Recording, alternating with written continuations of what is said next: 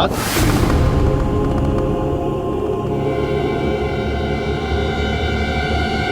महादेव, प्रभु प्रभु प्रभु महादेव।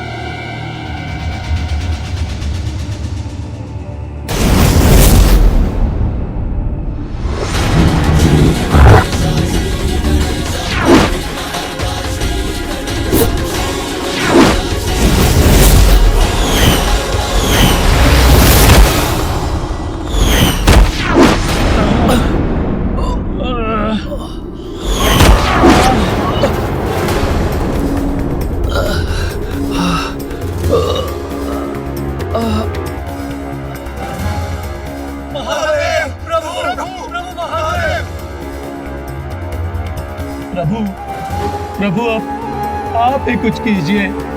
देखिए उस बालक ने हमारी कैसी दुर्दशा कर दी है। हमारी भी प्रभु, किसी को नहीं बोला प्रभु उस बालक से। उससे तो है वो प्रभु, अत्यंत शक्तिशाली भी है। उससे अकेले हम सबको बना के चल जाए।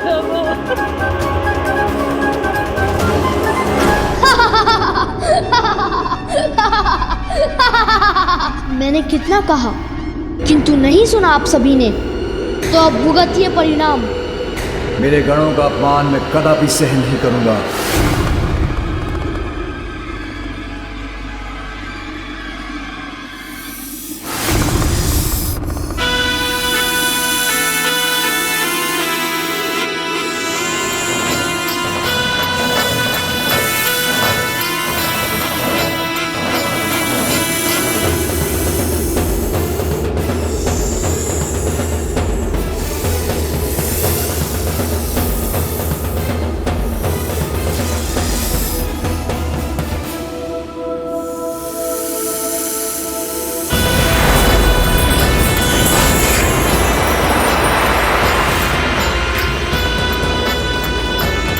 शिव शंभु, अपने इस सेवक वासुकी को आदेश दीजिए।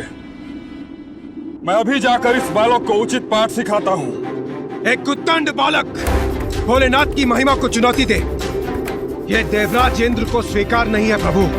अमृतपान कर चुके हैं हम, अमर है हम देवता प्रभु। अभी उस उद्दंड बालक को अमृतों की शक्ति दिखाते हैं। हाँ, की शक्ति का अहंकार है इस बालक को। मैं अपने ताप से भस्म कर दूंगा उसे। गजासुर हमारे समक्ष टिक नहीं सका, तो दुस्साहसी बालक हमारे सामने क्या टिकेगा? प्रभु, उसका अहंकार भी नष्ट होगा। हाँ, अहंकार का नष्ट हो जाना ही उचित है। प्रतीत होता है यही होगा। अहंकार मिटेगा और तो ही तो शुद्धता का विस्तार होगा।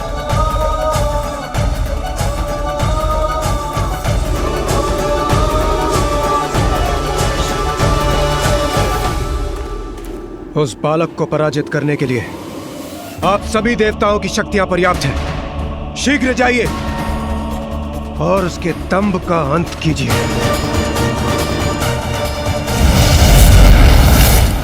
अवश्य मिटेगा, सबका अहंकार मिटेगा।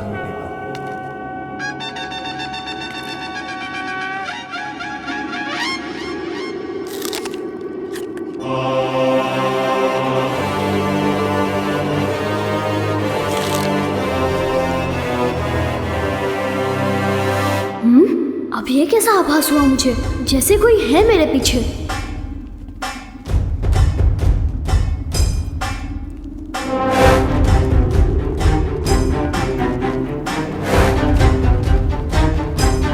ना स्वयं शांत बैठते हैं, ना दूसरों को शांत बैठने देते हैं। उन्हें लौटाया था, अब ये आ गए। उचित है, आइए।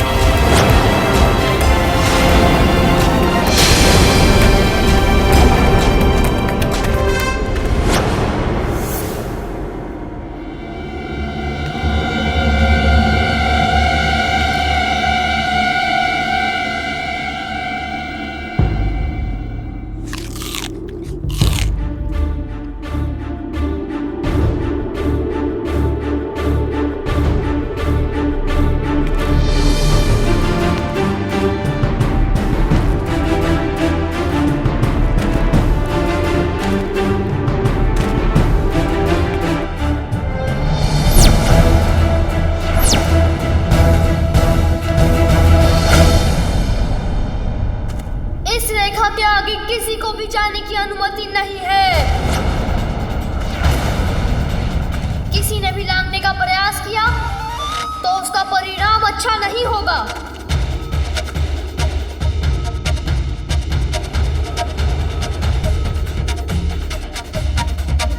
ए बालक, क्यों अपने जीवन के शत्रु बने हुए हो? हटो मेरे मार्ग से और अपने जीवन की रक्षा करो। आप लोग एक ही बार में समझ क्यों नहीं जाते? मैं अपने स्थान पर और अपने निर्णय पर अडिग हूँ और अडिग रहूंगा। कोई इस रेखा के आगे नहीं जा सकता।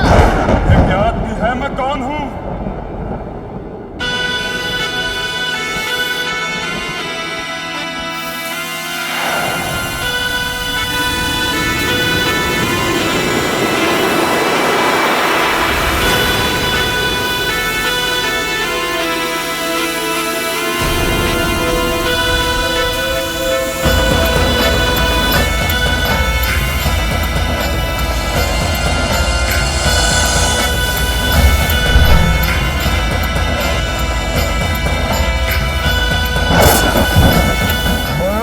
निकल जाऊंगा।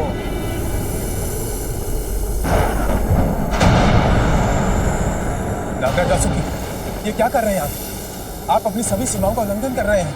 अब तुम मेरा ग्रास बनोगे बालक। नागराज वासुकी, रुक जाइए।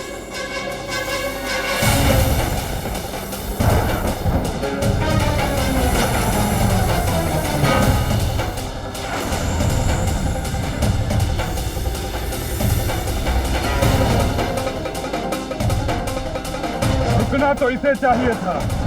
शिव शंभू का अपमान करने से पूर्व हे वायुदेव, इस बालक का अंत निश्चित है।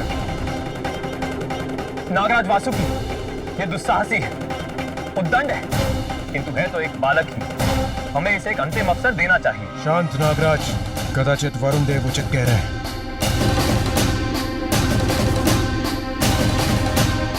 उचित है देवराज, किंतु यदि ये तब भी नहीं माने तो मैं विवश हो जाऊंगा। ये कैसे कैसे विचित्र रूप धारण करके आ रहे हैं आप सभी। सर्वप्रथम वृषभ, फिर मेढ़ा और अब ये विशालकाय सर्प। क्या एक एक करके आप सभी पशुओं और जंतुओं के रूप धारण करेंगे?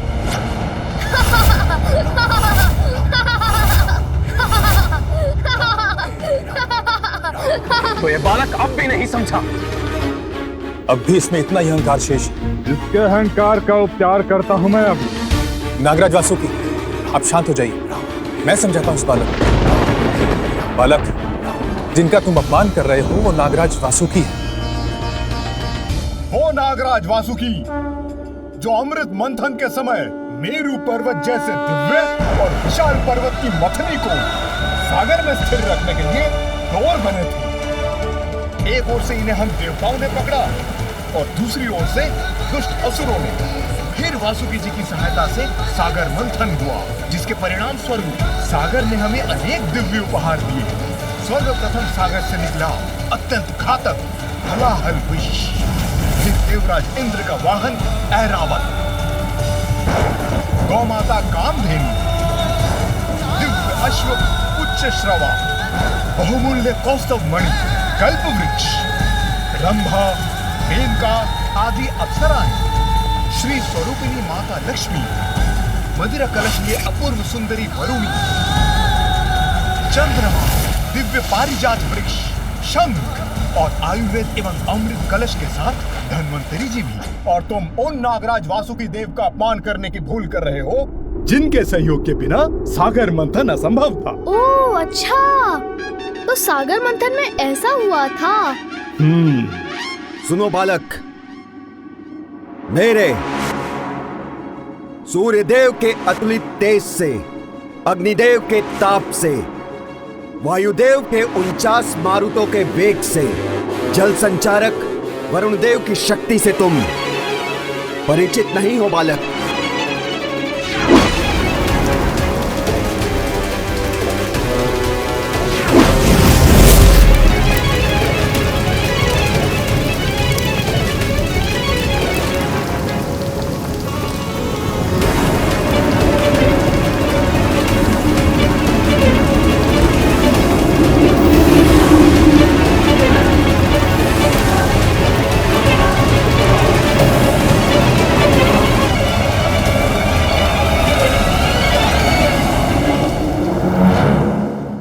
देखा तुमने हम देवताओं की शक्ति। और तुम हमारा अपमान कर रहे हो। अपमान? मैंने किसी का अपमान नहीं किया। माता के आदेश के पालन के लिए आप सभी को कुछ ही क्षण के लिए रोका है। अपमान तो तब होगा जब मैं आप सभी को परास्त करूंगा। हमसे संघर्ष का परिणाम तुम्हारे लिए अच्छा नहीं होगा बालक। परिणाम की चिंता तो आपको करनी चाहिए। आपने अपनी शक्तियां तो दिखा दी, किंतु मुझसे युद्ध करने की शक्तियां हैं आप में। आयु और अनुभव में तुमसे बड़े होने के नाते मेरा यानी कि अग्निदेव का कहना मान लो और हट जाओ हमारे मार्ग से। देवता हैं हम, अपार शक्ति है हमारी, जिसका प्रयोग कर बड़ी सहजता से हम तुम्हें पराजित कर सकते हैं। कल्पना में, वास्तविकता में नहीं। आपकी शक्ति धरी की धरी रह जाएगी मेरे समक्ष। ये बालक ऐसे नहीं मानने वाला है, इसे तो क्रीड़ा में ही उलझाना पड़ेगा। मैं कुबेर और तुम इस विवाद को समाप्त करने का दूसरा उपाय सोचते हैं, जिसमें तुम्हारी बात भी रह जाए और हमारी भी। तुम्हें सागर मंथन की कथा सुनाई थी ना मैंने, तो नागराज वासुकी की सहायता से हम सागर मंथन जैसी क्रीड़ा क्यों ना करें?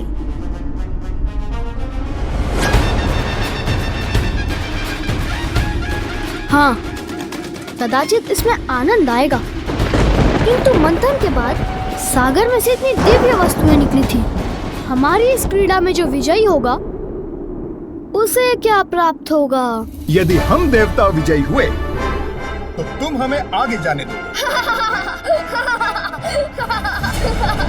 विजय होंगे आप सभी? असंभव।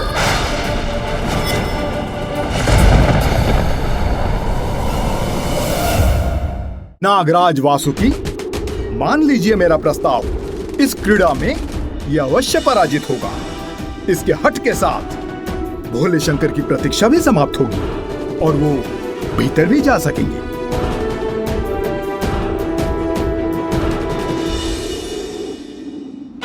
ठीक है।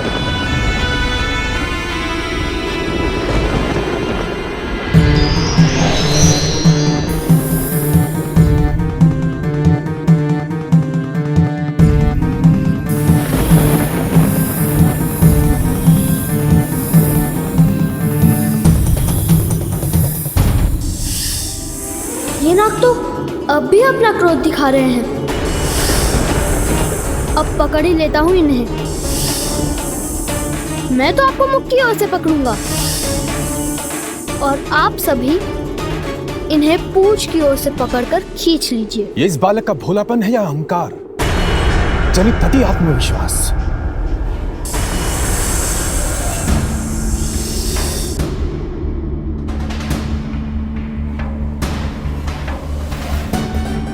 मैं इस क्रीड़ा में तुम्हारे साथ अन्याय नहीं करूंगा बालक। इसीलिए इस क्रीड़ा में मैं अग्निदेव एक ही हाथ का बल लगाऊंगा।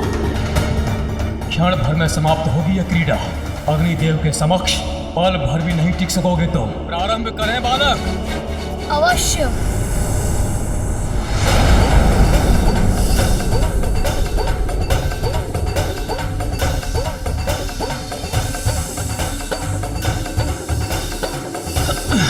अच्छा, ये तो अपने ही स्थान पर स्थित है। मुझे और बल लगाना होगा। मेरा सामना नहीं कर सकेंगे। अरे, आपने प्रारंभ कर दिया? मुझे तो ज्ञात ही नहीं हुआ। मैं भी बल का प्रयोग करता हूँ।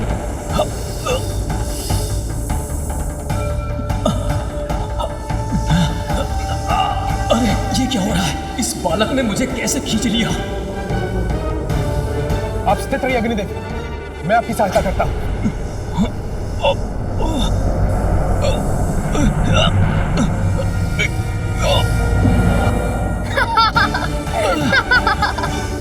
बस इतनी ही शक्ति है आप दोनों में।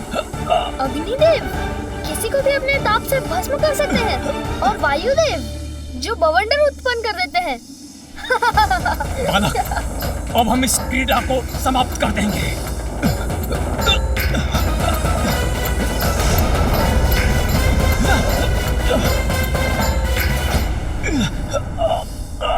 देखता हूँ क्रीड़ा आप समाप्त करते हैं या मैं। आश्चर्य, इस बालक में इतना सामर्थ्य। अग्निदेव और मेरी वायुदेव की सम्मिलित शक्ति का सामना कर रहा है, खींच रहा है। अग्निदेव, अपने पांव जमाइए। वायुदेव, आप इतने भारी हैं क्या? बल लगाइए, अपनी शक्तियों का प्रयोग कीजिए। चलिए। आप हमें आदेश मत दीजिए सूर्यदेव। आप स्वयं संभाल कर दिखाइए इसे। ये तो एक दूसरे से ही उलझ रहे हैं, यही उचित अवसर है।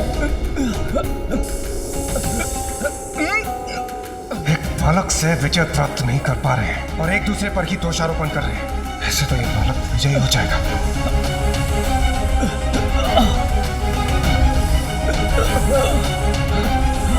कुबेर जी, आप देख क्या रहे हैं?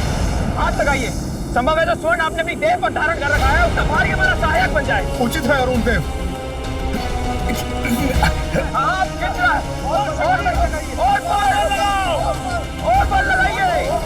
बराबर कर देंगे।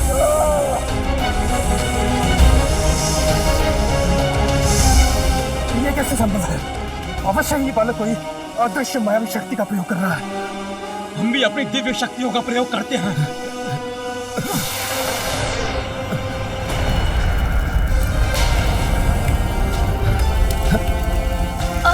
मेरे पाँव दब रहे हैं, किंतु पराजय स्वीकार नहीं करूंगा। अपनी माँ को दिए हुए वचन का पालन करने के लिए मैं कुछ भी कर सकता हूँ।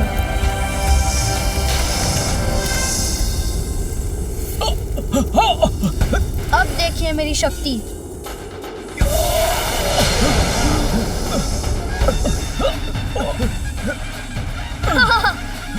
क्या हो गया आपकी दिव्य शक्ति को? यदि आप अपनी दिव्य शक्ति का प्रयोग करेंगे तो मैं उससे भी बड़ी शक्ति से आपको पराजित कर दूंगा। अरे ये हिम कहाँ से आ गया? गिर रहे हैं हम। अरे ये क्या आ रहा है हम सभी को? थोड़ा संभल कर रहिए।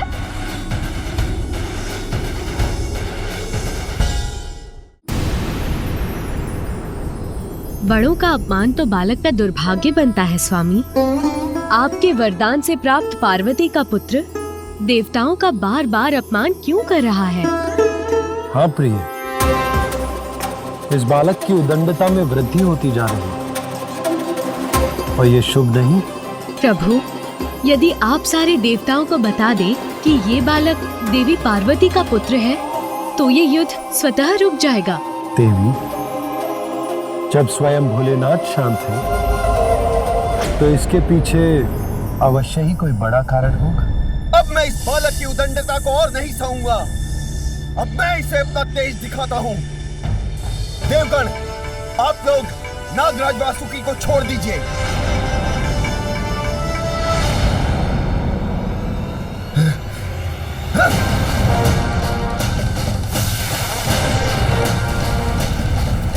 ये क्या?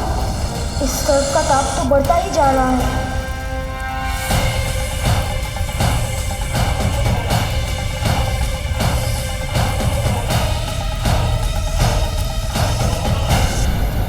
कुछ भी कर लीजिए, किंतु मैं आपको नहीं छोड़ूंगा।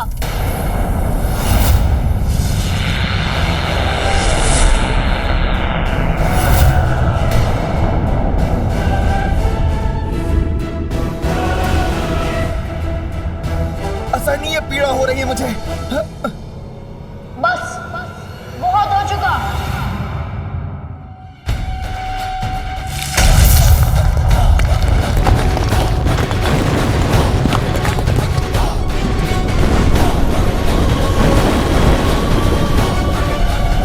इसने तो पृथ्वी को विभक्त कर दिया।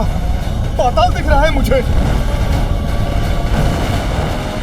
अग्निदेव तो नहीं हूँ। यदि मैं नीचे गिर भी गया तो अग्नि का तो मुझ पर कोई प्रभाव नहीं होगा, किंतु ये नुकीली शिलाएं, उनसे तो कोई बचाव नहीं। आहत हो जाऊंगा मैं इनका कोई अहित नहीं चाहता, किंतु मैं इन्हें परास्त युद्ध से ही करूंगा।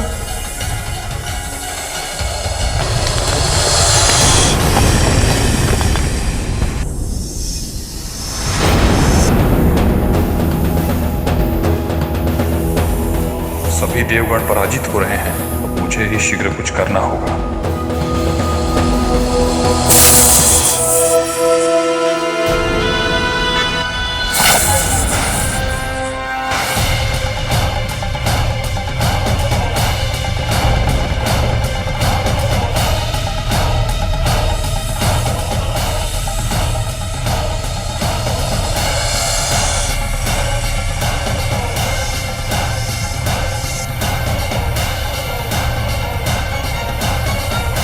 असाधारण है ये बालक। अन्यथा नागराज का विष इसे अब तक भस्म कर चुका होता। नहीं नहीं, ये उचित नहीं है। जो भी है तो बालक ही।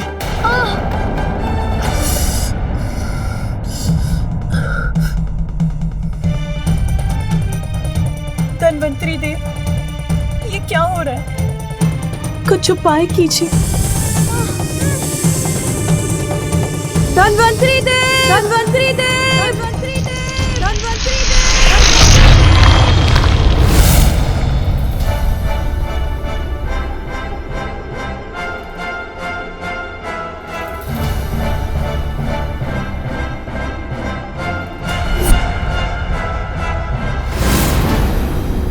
माता, विष का प्रभाव कम करने की औषधि प्रस्तुत करेगा धन्वंतरी।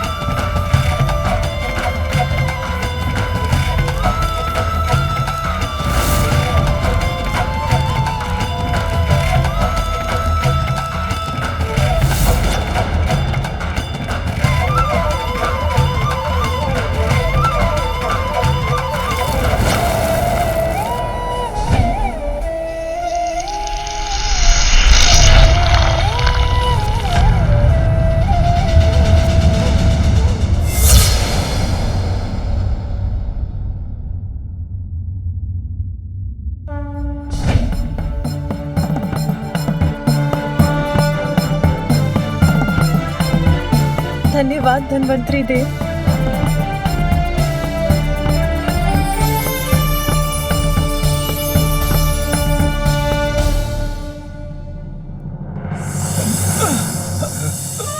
तुमने कहा था तुम सदैव मेरी रक्षा करोगे, उसी प्रकार तुम भी स्मरण रखो कि मैं तुम्हारी माँ सदैव तुम्हारी रक्षा करूंगी। माँ के आशीर्वाद से मेरे नेत्र पुनः स्वस्थ हो गए। सर्वप्रथम आपने कहा था मात्र अपने बल का प्रयोग करेंगे, किंतु आपने अपने दिव्य शक्तियों का प्रयोग किया। बल और शक्ति दोनों में मैं आपसे श्रेष्ठ रहा, तो आपने इतना तुच्छ व्यवहार किया। इन नाग ने मुझ पर अपना विष डाल दिया। अब देखिए इसका परिणाम। उनका विष हम पर गिर सकता है।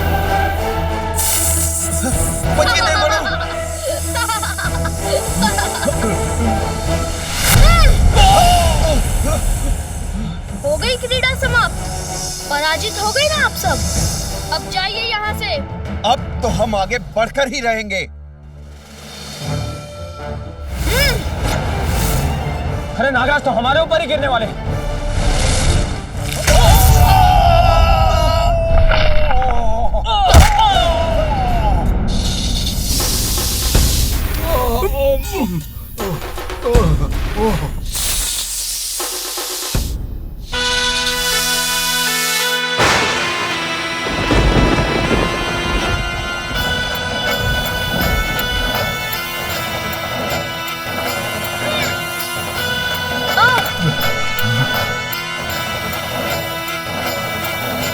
अरे अरे ये क्या कर रहे हैं? मुझे चक्कर लिया इन्होंने।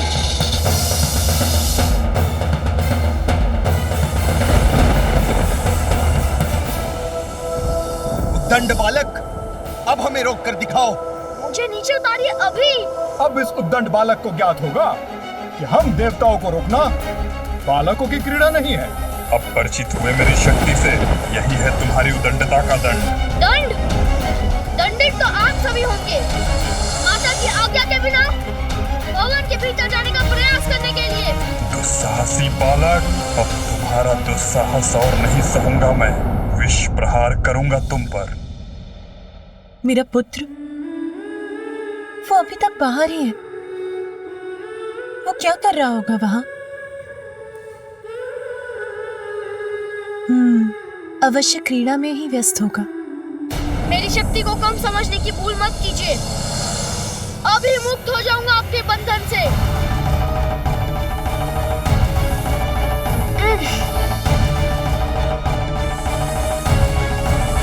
मेरे दिव्य दंड, इन्हें रेखा मत लागने देना। इनकी पकड़ ढीली पड़ रही है, यही उचित अवसर है।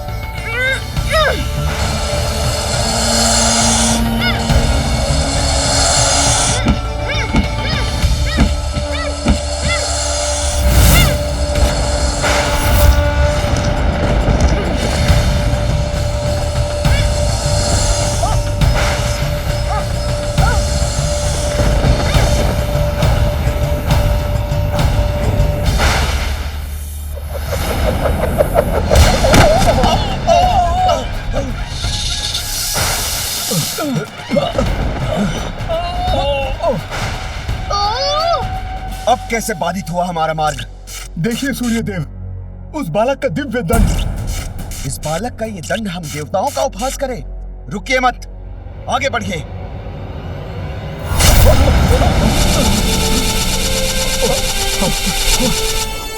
ये क्या? इस दंड ने तो हमें बंदी बना लिया है। एक बालक का ये दिव्य दंड हमारी शक्तियों का सामना नहीं कर सकता। उचित कह रहे हैं अग्निदेव, हम अपने बल से इस बंधन को तोड़ देंगे। बल प्रयोग कीजिए।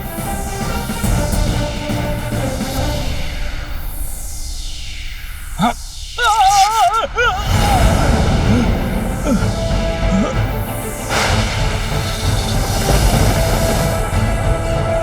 अरे, ऐसे झूलने में तो बड़ा आनंद आ रहा है।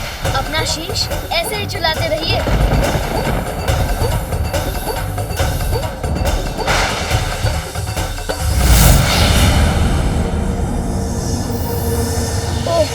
नीचे गिरता जा रहा हूँ।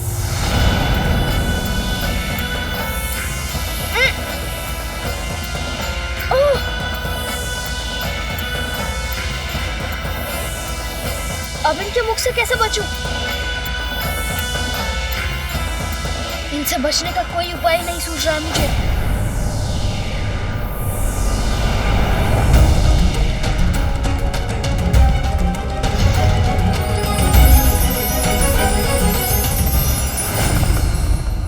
स्वामी अभी तक क्यों नहीं आए? उनकी प्रतीक्षा विचलित कर रही है मुझे। किंतु पार्वती, प्रतीक्षा करने के सिवाय तुम कर भी क्या सकती हो? मैं उनके स्वागत के लिए खीर बना सकती हूँ। उसी खीर की मिठास के साथ मैं उन्हें अपने पुत्र के जन्म का मधुर समाचार भी दूंगी। फिर मुझे स्वामी के साथ मेरे पुत्र का अन्नप्राशन भी तो करना है। तुम दोनों यहीं रुको, ये खीर मैं अपने हाथों से ही बनाऊंगी। स्वयं उसे अपने हाथों से खिलाऊंगी।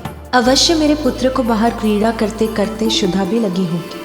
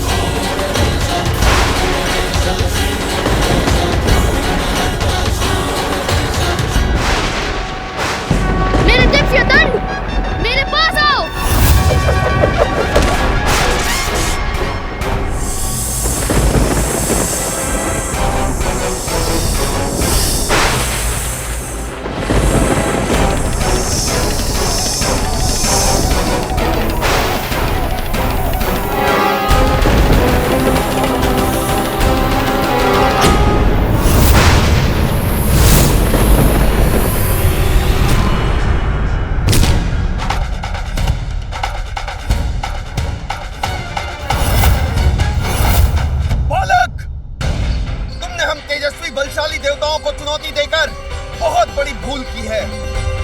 मैं अभी अपने तेज से इस बंधन से मुक्त हो जाऊंगा।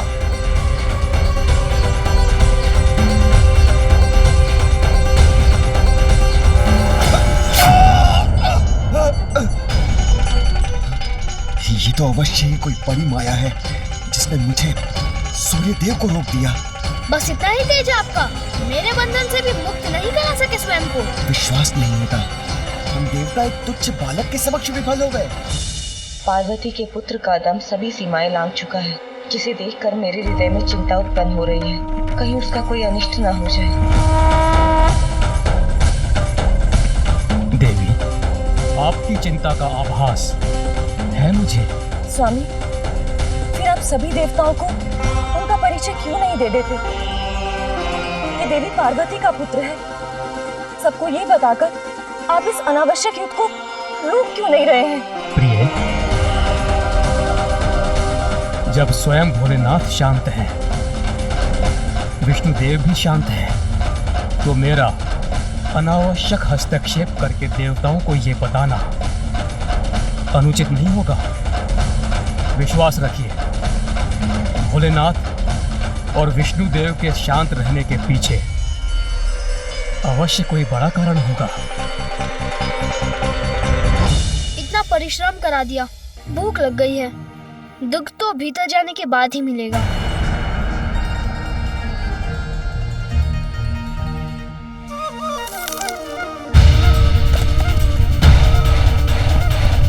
ये क्या कि फल कुतरने मात्र से इतना कंपन?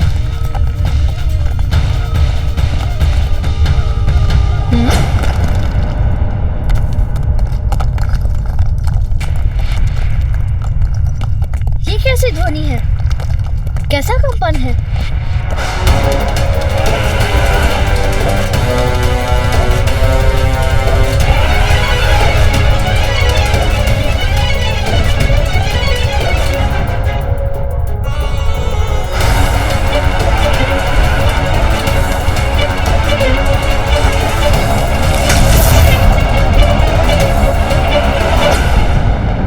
इतना विशाल काय, इतना सुंदर श्वेत गज, आश्चर्य, बड़ा विचित्र गज है ये। कितना विशाल है। स्वयं इंद्रदेव आए हैं हमारी रक्षा के लिए। उनके समक्ष कहां टिक पाएगा ये बालक?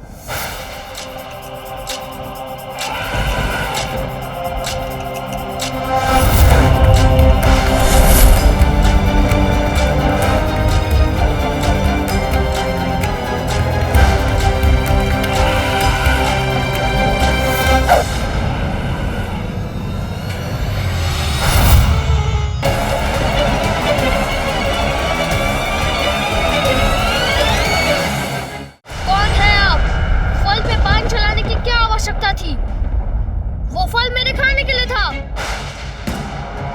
इंद्र हूं मैं, देवराज इंद्र, और मैं तुम्हारी सुदंडता से क्रोधित हूं। ज्ञात रहे, किसी भी प्रकार की दया नहीं करूंगा मैं तुम पर। हट जाओ मेरे मार्ग से, अन्यथा भीषण दंड के लिए तैयार हो जाओ। दंड? दंडित तो मैं उन्हें करूंगा जो मुझे मेरी माँ की आज्ञा का पालन करने से रोकेंगे। उन्हीं की भांति सर्वप्रथम वृषभ, फिर मेढ़ा, और सर्प के रूप में मुझसे युद्ध करने आए थे।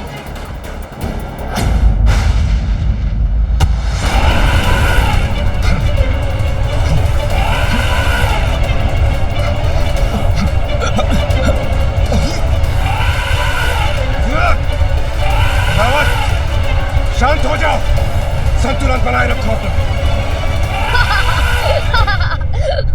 मैंने तो अभी शक्ति प्रदर्शन प्रारंभ ही किया है और आप पीछे हटने पर विवश भी हो गए। बस इतनी ही शक्ति है देवराज इंद्र की। अभिमानी बालक, तुम मेरा देवराज इंद्र का अपमान कर रहे हो।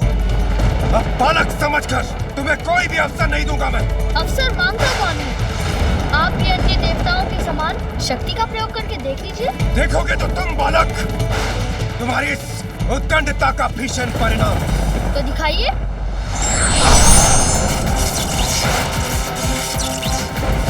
देवराज ने अपने वज्र का आवाहन किया है।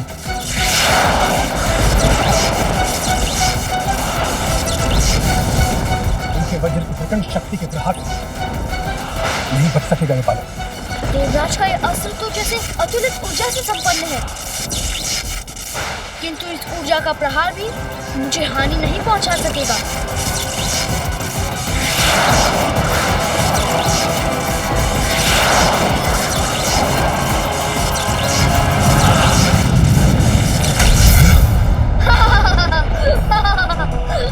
मेरे वज्र को रोक दिया इस बालक ने। एक कैसी विलक्षण शक्ति का स्वामी है ये। अब आप मेरे प्रहार से अपना बचाव कीजिए देवराज।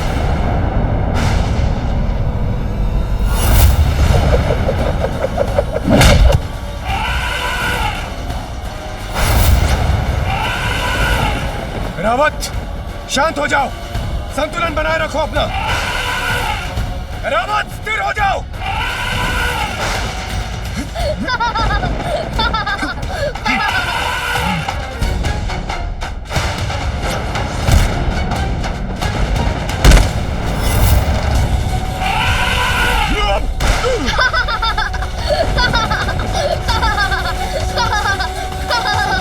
कौन है ये बालक जो मुझ पर भी भारी पड़ रहा है? देवराज इंद्र को भी भूमि पर गिरा दिया इस बालक ने। तो क्या हम देवताओं में कोई भी इसका सामना करने में सक्षम नहीं? फिर क्या करें हम? इस अभिमानी बालक की उदंडता तो बढ़ती ही जा रही है।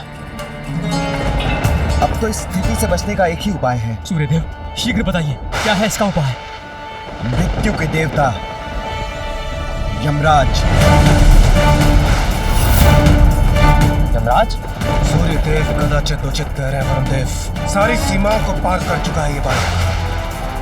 उन देवताओं की सम्मिलित शक्तियां भी इसे रोक नहीं पाई, किंतु अब शीघ्र इसका रोका जाना आवश्यक है, अन्यथा ये भोलेनाथ के कोप को जागृत कर देगा। इसे वश में करने के लिए साधारण दंड नहीं, केवल यमराज का भयंकर पाश ही इसे वश में कर सकता है। यमराज के पाश से तो कोई सुरक्षित नहीं रह सकता, ये बालक भी नहीं। यमराज, हमारी रक्षा कीजिए।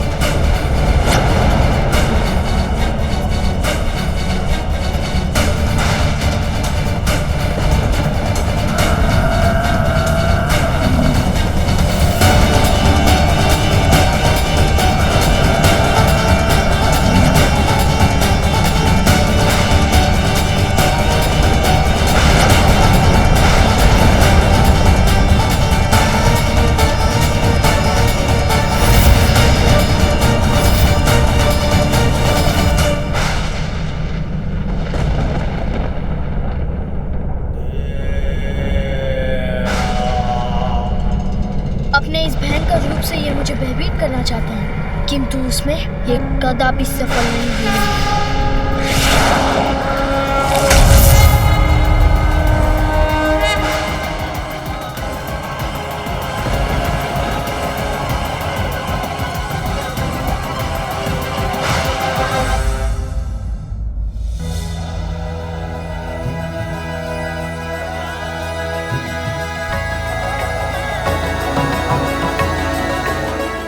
अवश्य मेरे पुत्र को बाहर क्रीड़ा करते करते शुद्धा भी लगी होगी।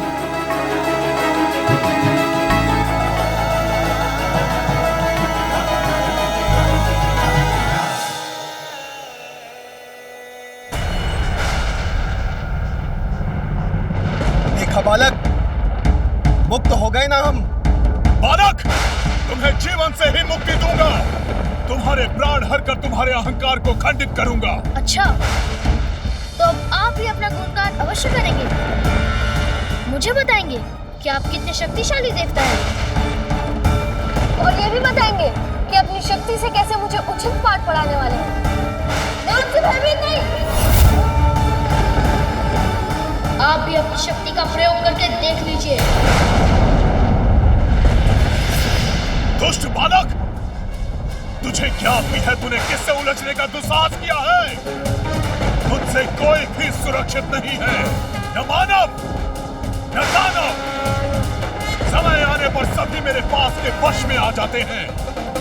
मृत्यु का देवता यमराज हूं मैं। तुम्हें मृत्यु देकर तुम्हारे साथ तुम्हारी उद्दंडता का भी अंत करूंगा।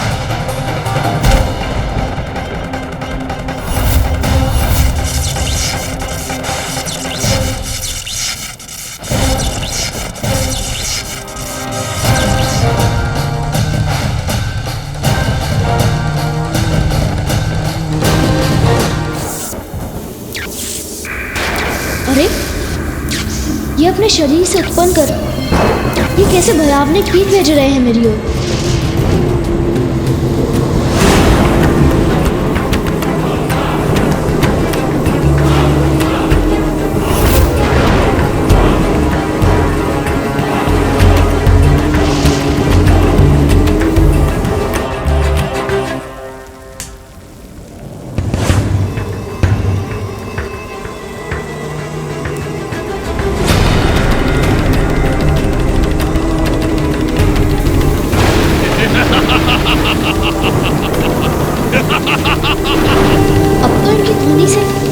सुनाई भी नहीं दे रहा है।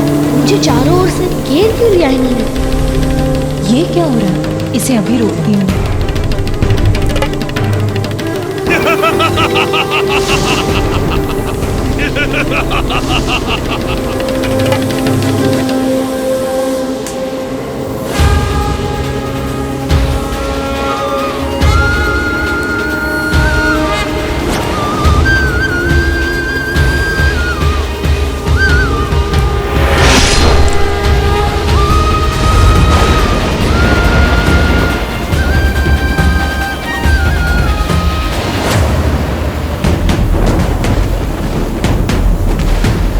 प्रकाश कहां से आया जिसने मेरे मृत्यु के पाश के प्रहार को भी विफल कर दिया? ये जो भी था स्वतः दूर भी हो गया।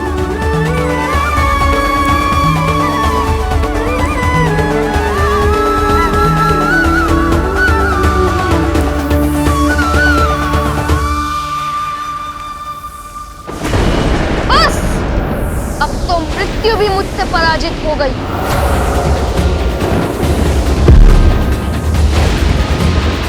आपने क्या सोचा था कि आप इस भयंकर धनुष पर आरूढ़ रहेंगे? यूं ही कुछ कीट मेरे ओर भेजकर मेरे प्राण हर लेंगे? मेरी मां की शक्ति से रक्षित हूं मैं। कोई मुझे पराजित नहीं कर सकता।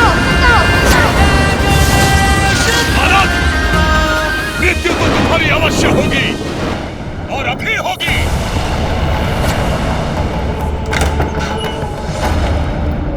नारद भयभीत, माता पार्वती के पुत्र ने कैलाश में उत्पात मचाया हुआ है प्रभु।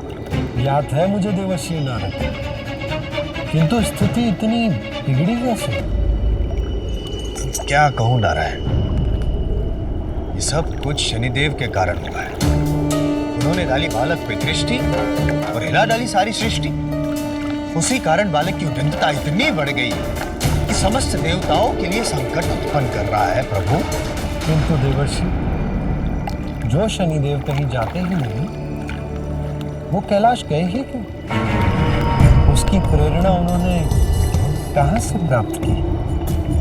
समस्त देवलोक आनंद पा रहा है उसे देखकर, केवल आप ही वंचित रह गए उसे ना देखकर।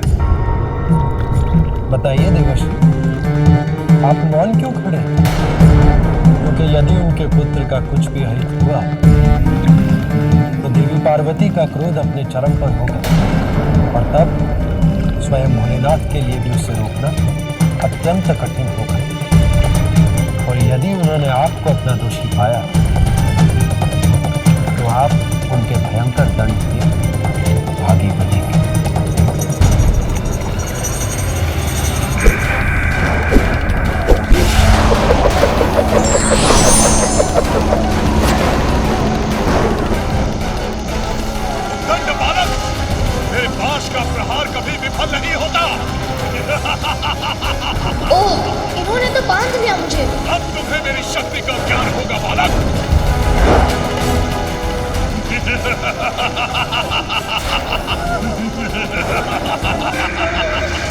भ्रष्ट बालक, अब मैं तुम्हें नर्क ले जाकर दंडित करूंगा। इनका यमलोक तो वास्तव में भयंकर है। इतना भीषण दंड जिसके परिणाम स्वरूप ऐसी चित्कार सुनाई दे रही है। ऐसी ही दुर्गति होगी तुम्हारी भी भ्रष्ट बालक। यमराज से अब तुम्हें कोई रक्षित नहीं कर सकता। नर्क लोक की असहनीय पीड़ा ही अब तुम्हारी नियति होगी। अरे ये क्या हो रहा है? ये तो मुझे अपने भीतर खींच रहा है।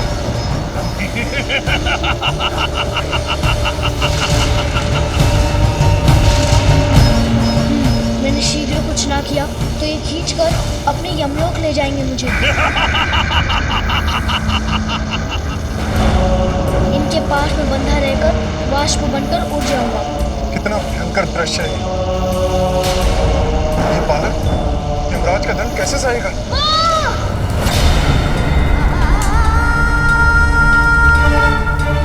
ये कैसी अनिष्टकारी अदृश्य शक्ति जो मेरे निकट आने का दुस्साहस कर रही है। अरे ये मुझे असहनीय पीड़ा हो रही है।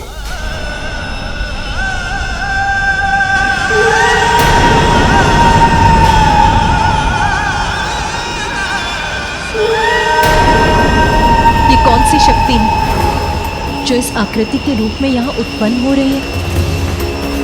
क्या इसे अपने विनाश का भय नहीं है?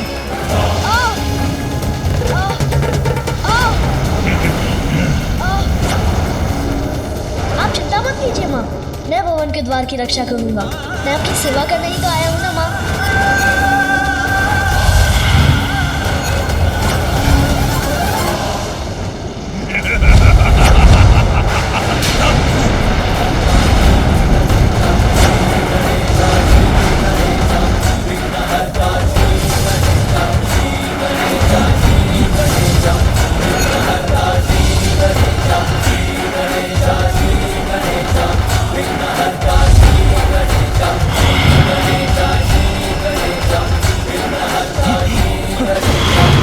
मैं यमराज के यमलोक को भी नष्ट कर दूंगा।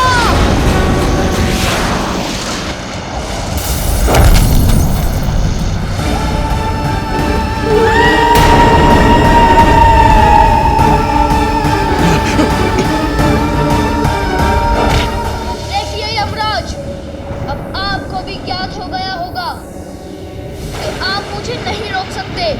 मेरे पाश से मुक्त कैसे हुआ ये? अच्छा हुआ ये आकृति अपने आप ही मिट गई। मिटा दूंगा माँ के आदेश के पालन में आए प्रत्येक अवरोध को। यमराज, मैं आपको आपके इस महिष से बांध दूंगा।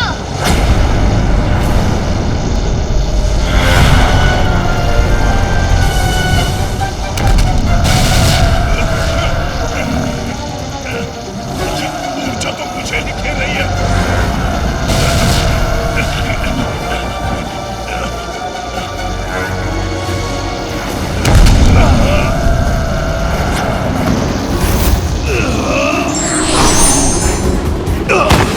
यमराज!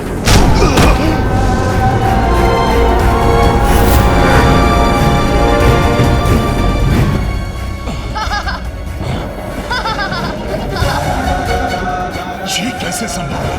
मैं यमराज हूँ, आत्माओं को बंधन में बांधता हूँ, और इस बालक ने तो मुझे पराजित कर दिया।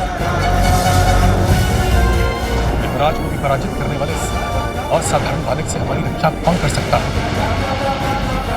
अब इससे मुक्त होने का कोई और उपाय सोचना ही होगा। इस समस्या का एक ही समाधान है सूर्य, भोलेनाथ अपने ध्यान में नहीं, इसलिए हमें श्री विष्णु से गुहार लगानी होगी। हे विष्णुदेव, हे ब्रह्मदेव, हमारी रक्षा कीजिए। ये बालक हम देवताओं की प्रतिष्ठा को धूल दुष्कृत कर रहा है। हमारी रक्षा कीजिए प्रभु। हे विष्णु, हमारी सहायता कीजिए प्रभु। शान्ताकारं भुजगशयनं पद्मनाभं सुरेशं विश्वाकारं गगनसदृशं मेघवर्णं शुभांगं लक्ष्मीकान्तं कमलनयनं प्रणाम विष्णुदेव। योगिहृदध्यानगम्यं अब तो आपको ही कुछ करना होगा, विष्णुं अन्यथा प्रलय हो जाएगी। लोकैकनाथं महादेव तो ध्यान में मग्न हैं। आपको उनका ध्यान भंग किए बिना ही संसार को इस संकट से उबारना होगा। उचित है ब्रह्मदेव, मैं इस बालक को समझाने का प्रयास करूंगा। उसे महादेव का उचित परिचय देकर इस अनर्थकारी युद्ध को रोक दूंगा। मैं भी आपके साथ चलता हूँ विष्णुदेव, तो हमें और विलंब नहीं करना चाहिए। चलिए प्रभु।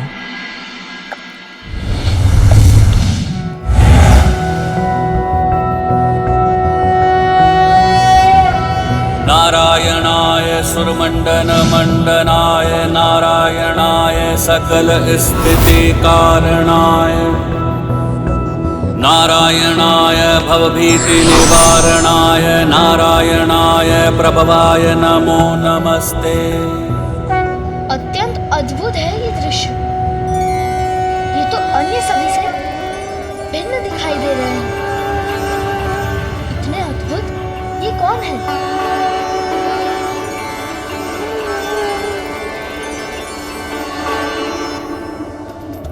मुझे एक ऐसी संतान का वरदान दीजिए जो ब्रह्मदेव की तरह ज्ञानी हो, आप ही की तरह तेजस्वी और निपुण, और मेरे स्वामी शिव शंकर के समान निर्मल और स्नेही।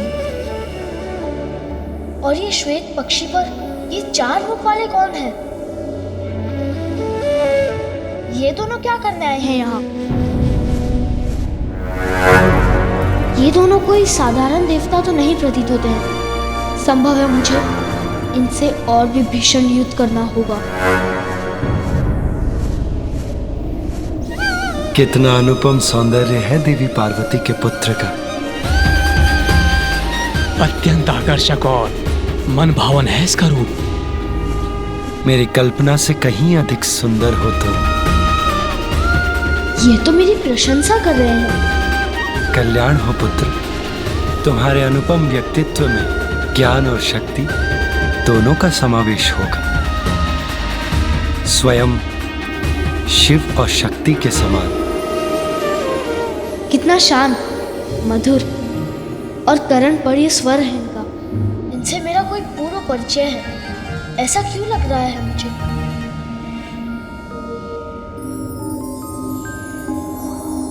किंतु मुझे सचेत रहना होगा, कहीं ये भी मुझे बहलाकर भीतर जाने का प्रयास तो नहीं कर रहे हैं।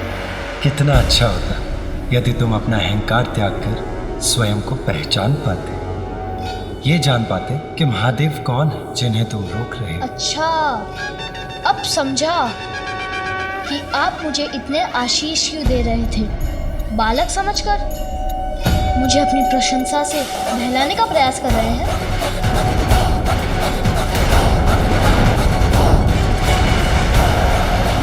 अहंकार ही नहीं, इसकी बुद्धि में तो अविश्वास भी भरा हुआ है।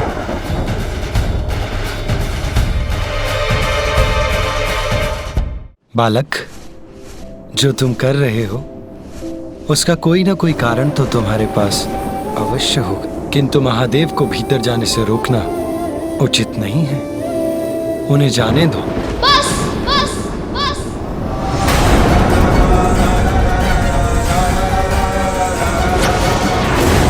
अब और कुछ मत कहिए। मैं क्या कर रहा हूँ और उसका क्या कारण है, मैं आपको क्यों बताऊं?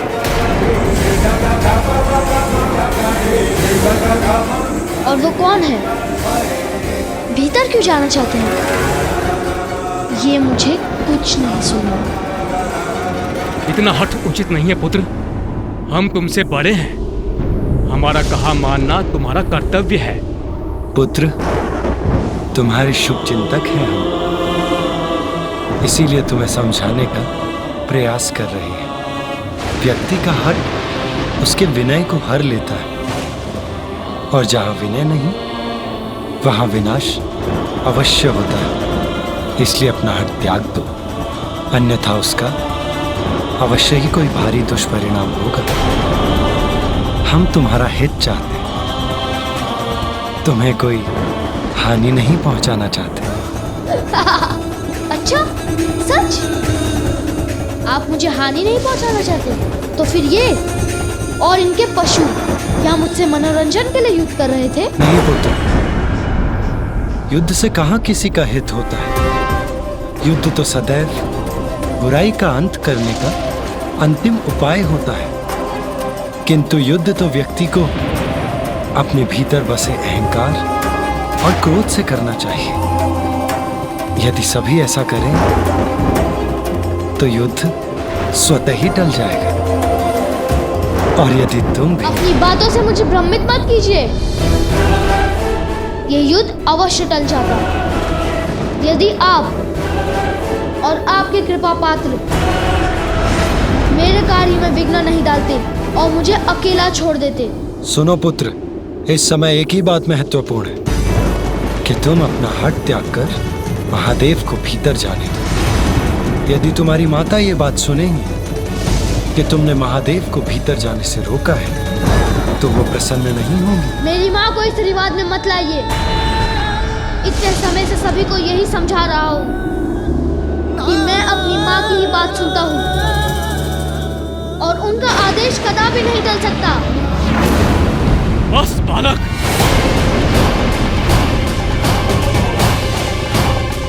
ब्रह्मदेव शांत हो जाइए। मुझे विश्वास है कि हम इस बालक को उचित आचरण पर लाने में अवश्य सफल होंगे। सफल होंगे? किंतु कैसे श्री हरि विष्णुदेव? ब्रह्मदेव, विष्णुदेव, कौन है आप? मैं नहीं जानता। बहुत सुन चुका। कितनी बार एक ही बात दोहरानी होगी? कदाचित आप ऐसे नहीं जाने वाले। मुझे ये उचित पाठ पढ़ाकर आपको भी लौटाना होगा।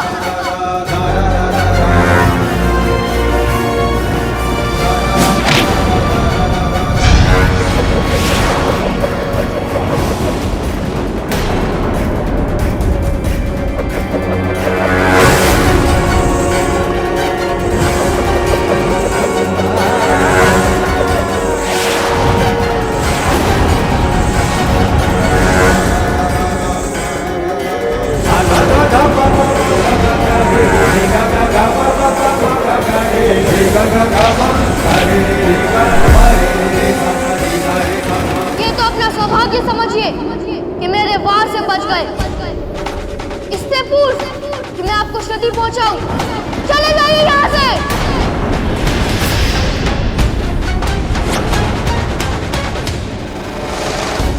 रुक जाओ बालक, हमसे व्यर्थ संघर्ष मत करो। मुझे जो करना है वो मैं करके ही रहूंगा। इससे पूर्व कि मैं अपनी माँ की आज्ञा का पालन करने के लिए इन देवताओं के समान आपसे भी युद्ध कर आपको पराजित कर दूं। चले जाइए यहाँ से। इस बालक का हठ इसका विवेक हार रहा है, इसीलिए हमारा भी अपमान कर रहा है।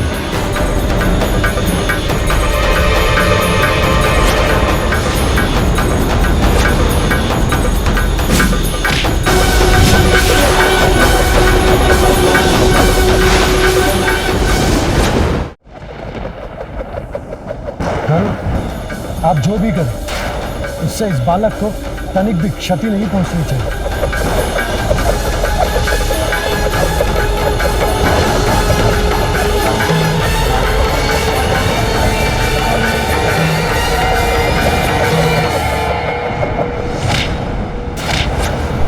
ये बालक क्यों नहीं समझ रहा है कि स्थिति अब नियंत्रण के बाहर जा रही है। मैं भी देखता हूँ मुझसे आपकी रक्षा कौन करता है।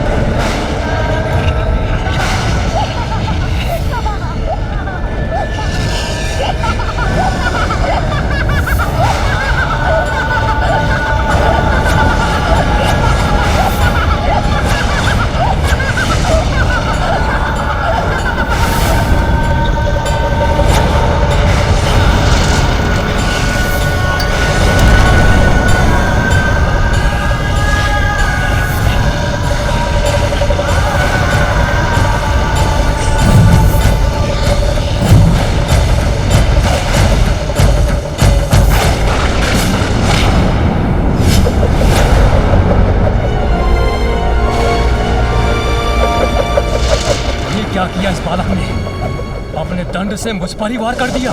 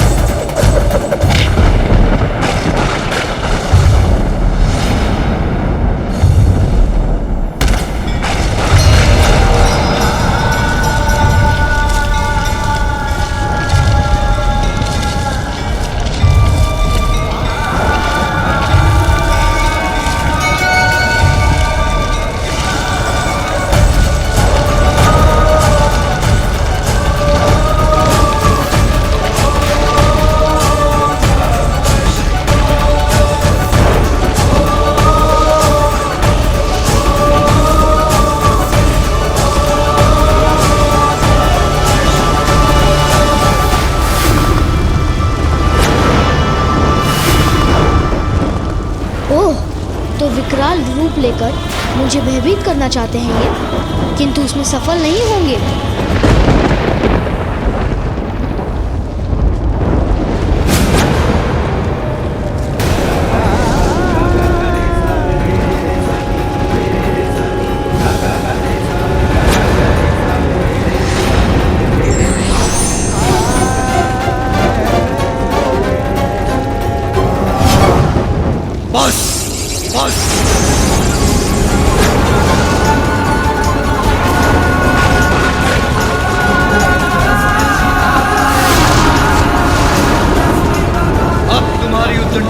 हो चुकी है।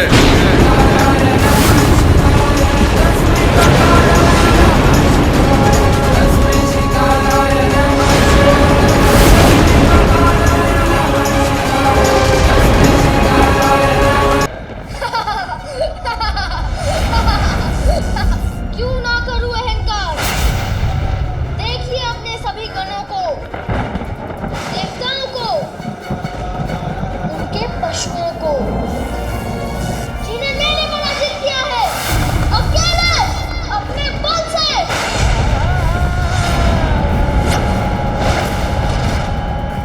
मुझे तो इस बात पर भी आश्चर्य है कि आप यहाँ आए।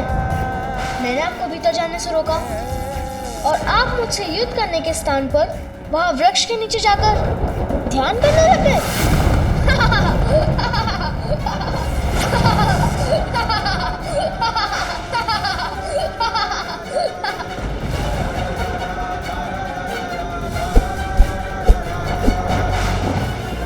और जब आप विश्राम कर रहे थे तो आपने इन सभी को भेज दिया मुझसे युद्ध करने, जिसमें मैंने इन सभी को परास्त किया। इससे तो आप प्रारंभ में ही मान जाते। मैंने तो तभी कह दिया था कि मैं किसी भी अवस्था में आपको रेखा के आगे नहीं जाने दूंगा।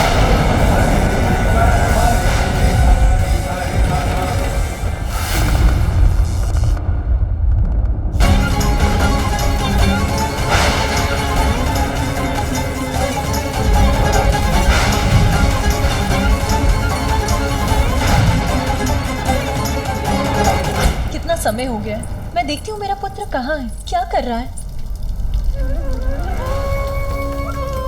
अखंड ज्योति की लौ इतनी तीव्र हो गई है, अवश्य इसका घृत समाप्त हो रहा है।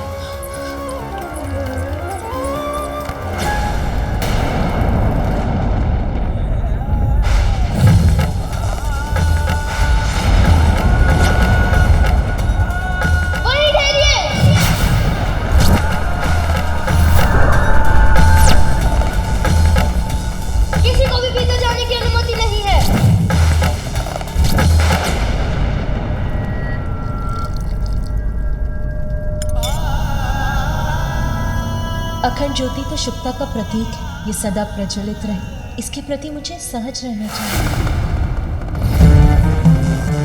वस्त्र के स्थान पर पशु चर्म का दंड रहने के लिए कोई घर नहीं, नाम पूछो तो कहते सभी नाम मेरे हैं। अब ऐसी बात करने वाले को भैरूपिया नहीं तो और क्या कहूँ, और क्या कहूँ, और क्या कहूँ। मुझे तो लगता है कि ये कोई बुद्धिहीन प्रतीत होते हैं। यदि आप नहीं रुके तो मैं आप पर प्रहार करने पर विवश हो जाऊंगा।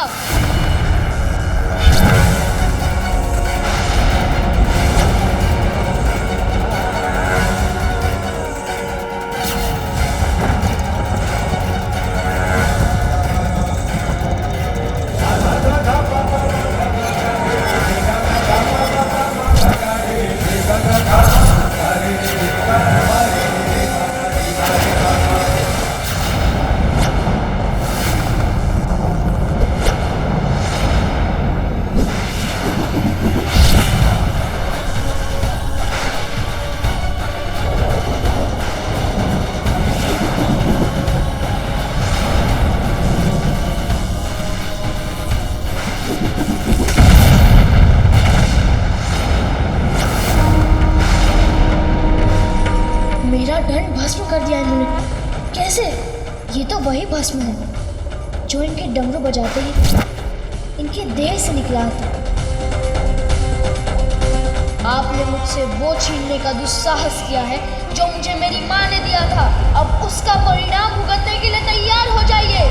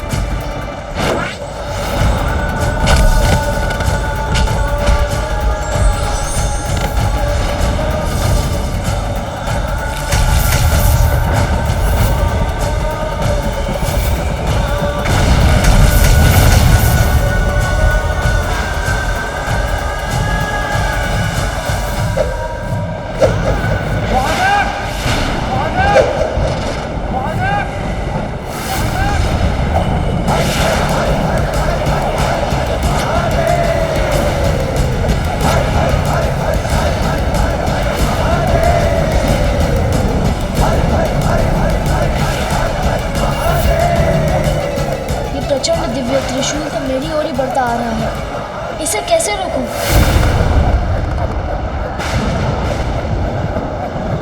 मुझे बताइए माँ, मैं आपके सभी दुख मिटा दूंगा। मुझे तो एक ही दुख है, मैं जिन पर भी अपना स्नेह न्यौछावर करती वो सभी मुझे छोड़कर चले जाते हैं। माँ, मैं आपको छोड़कर कभी कहीं नहीं जाऊंगा।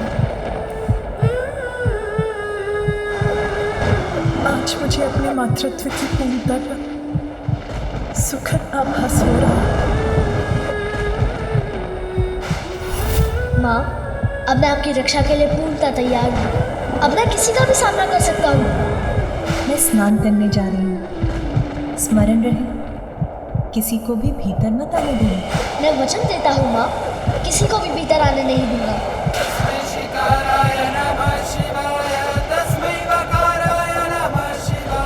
यही समझ लो, मैं सर्वत्र हूँ और कहीं भी नहीं। ये तो सर्वत्र व्याप्त है, कहीं इन्हें पहचानने में कोई भूल तो नहीं हुई मुझसे।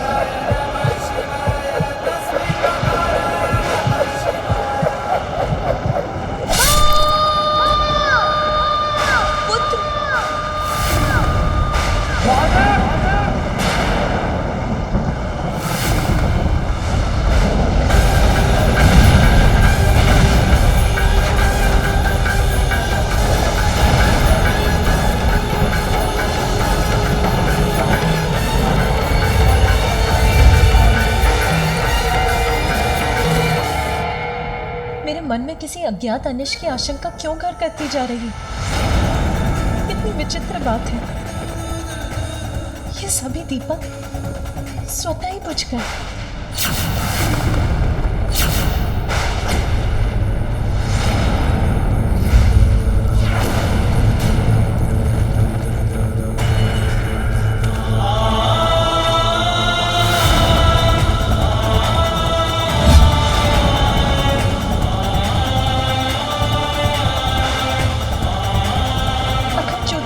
ऐसे भड़क रही है कि वो भी एक बार भड़क कर बुझ जाएगी। अभी तो इसमें बहुत दृढ़ शेष है, फिर ऐसा क्यों हो रहा है? स्वामी, ये सब क्या हो रहा है? कहीं कुछ तो घटित हुआ है जो मुझे इतना व्याकुल कर रहा है। क्या हुआ पार्वती? इतनी विचलित क्यों हो रही हो? मेरा पुत्र, कहीं उसे कुछ हुआ तो नहीं? कहाँ है मेरा पुत्र? वो सुरक्षित तो है? तुम्हारा पुत्र बाहर ही होगा, जहाँ तुमने उसे द्वाररक्षण के लिए खड़े रहने के लिए कहा था। और यहाँ कैलाश में उसे क्या अहित हो सकता है? तुम निश्चिंत रहो, वो अवश्य सकुशल और सुरक्षित होगा। फिर मेरा हृदय व्यथित क्यों हो रहा है? अब इस बालक की भयंकर अंत के पश्चात महादेव का कोप शांत होकर ग्लानि का रूप ले रहा है।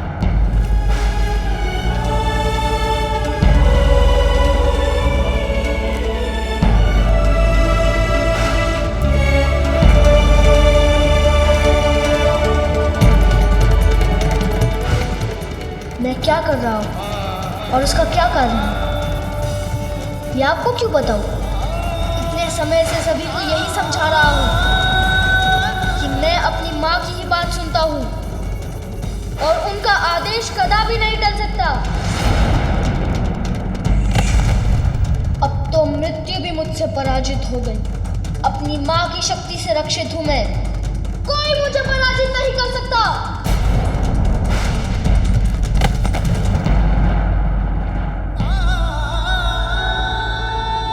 घोर अनर्थ हुआ है, किंतु अहंकार का परिणाम भीषण ही होता है। अहंकारी अपने अहंकार से न केवल अपना सर्वनाश करता है, अपितु अपने प्रियजनों को भी दुख पहुंचाता है।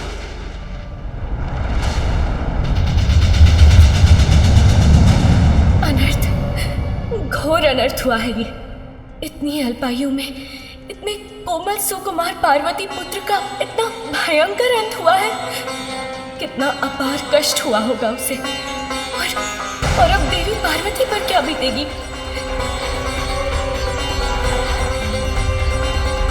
माता का दुख तो मुझे भी व्याकुल कर रहा है। देवी पार्वती, तुम्हें होने वाली अपार पीड़ा की कल्पना मात्र से ही अत्यंत दुखी हूँ। तुम्हारे हृदय को होने वाली असीम पीड़ा की कल्पना से आहत हूँ मैं।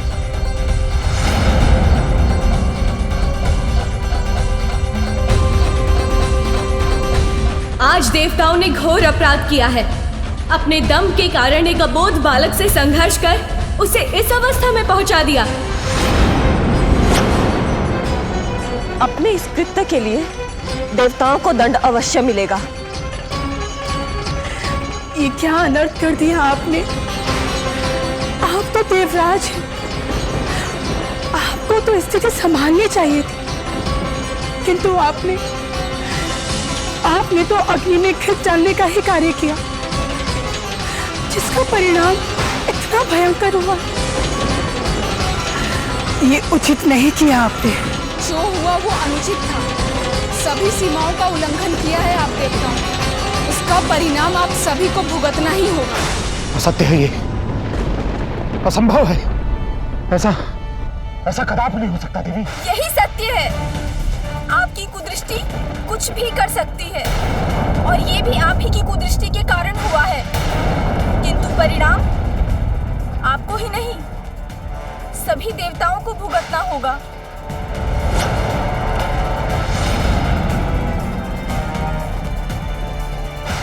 देवताओं और उनके साथ साथ समस्त संसार पर इस घटना का क्या प्रभाव होगा, ये कौन कह सकता है।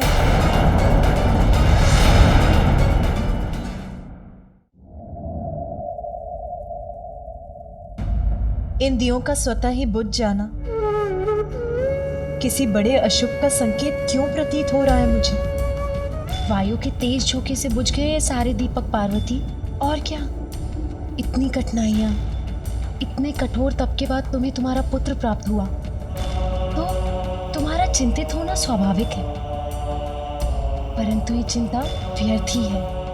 इस चिंता को त्याग दो। हाँ, और अभी कुछ ही समय पूर्व तो तुमने उसे द्वार रक्षा के लिए बाहर नियुक्त किया था, और यहाँ कैलाश में उसका क्या अहित हो सकता है भला? फिर तुम्हारे द्वारा दिया गया दिव्य दंड तो उसकी रक्षा कर ही रहा है ना, इसलिए अपनी चिंता त्याग दो। और इन सारे बुझे हुए दियों को हम पुनः ही प्रज्वलित कर लेंगी, है ना? और इसी बीच तुम स्वयं अपने पुत्र को देखाओ, तब तुम्हारी चिंता स्वतः दूर हो जाएगी। उचित है? चलो विजय।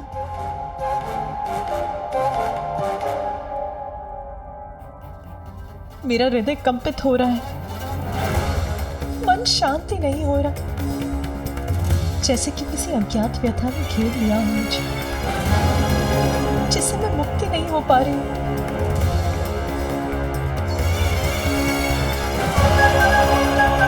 जया विजय उचित कह रही है, मुझे स्वयं जाकर अपने पुत्र को देख लेना चाहिए, तभी आश्वस्त हो सकूंगी मैं।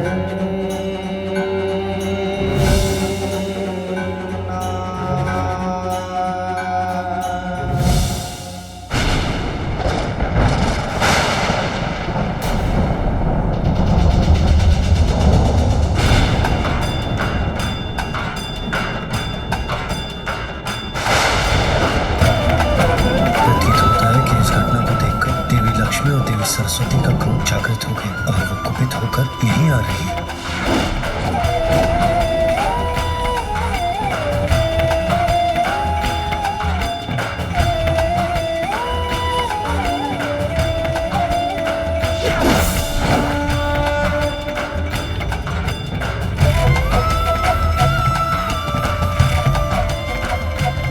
सभी देवियां यहाँ आई और सबके मुख पर इतना अपार क्रोध झलक रहा है।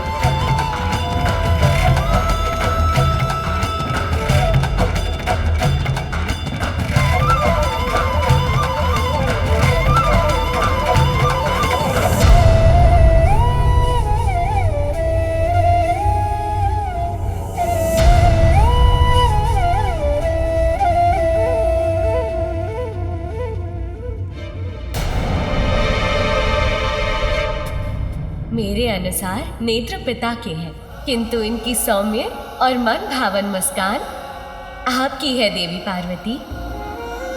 कितनी मनमोहक मुस्कान है, जैसे चारों दिशाओं को प्रकाशित कर रही हो।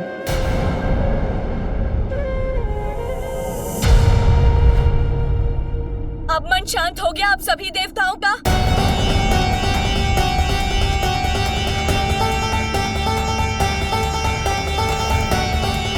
आप लोगों को ज्ञात भी है कि क्या कर बैठे हैं आप? जानते हैं ये बालक कौन था?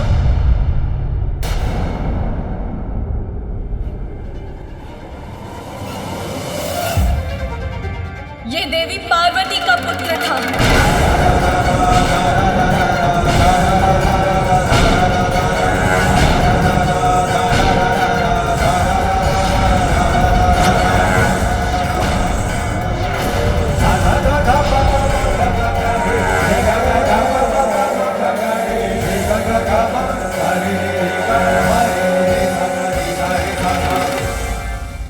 माता पार्वती का पुत्र? ये कैसे संभव है? महादेव तो स्वयं भी बंदी थे। गजासुर के उदर में। याद है मुझे अग्निदेव, किंतु उसी समय देवी पार्वती अपना पुण्यक व्रत संपन्न कर रही थी। उन्होंने पुण्यक व्रत पूर्ण कर मेरे स्वामी श्री हरि से पुत्र प्राप्ति का वरदान प्राप्त किया था। आपने दृढ़ता और निष्ठा के साथ पुण्यक व्रत पूर्ण किया। स्वामी से प्राप्त वरदान के फल स्वरूप देवी पार्वती ने अपने शरीर के उत्तरी उपटन से ही एक आकृति का निर्माण किया और वही आकृति सजीव होकर पार्वती पुत्र के रूप में प्रकट हुई।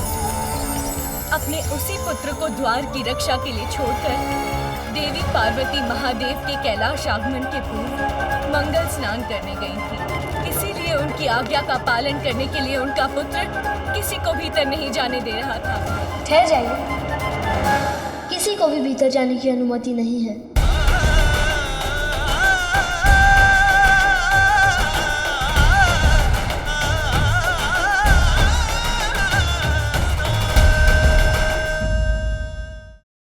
किंतु आप सभी ने देवता होते हुए भी इतनी सी बात को इतना बड़ा बना दिया कि उस बालक को अपने प्राणों से ही वंचित होना पड़ गया।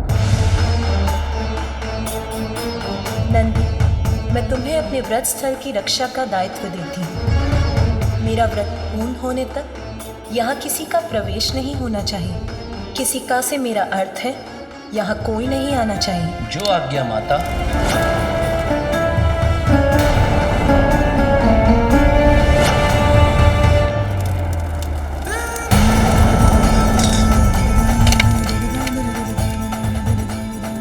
देवी पार्वती के पुत्र का अंत हुआ।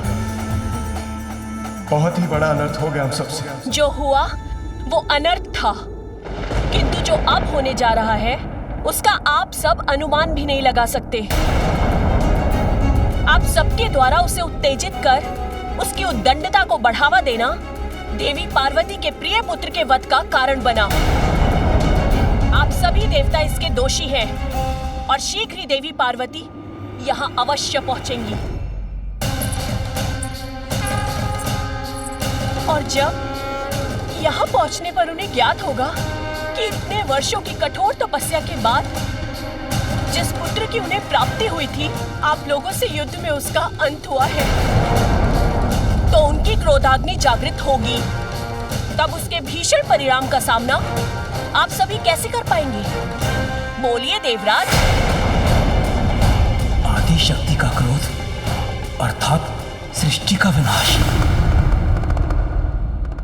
देवी पार्वती के क्रोधाग्नि को शांत करने की क्षमता है किसी में? उनके क्रोध से किसी का भी बचाव संभव नहीं।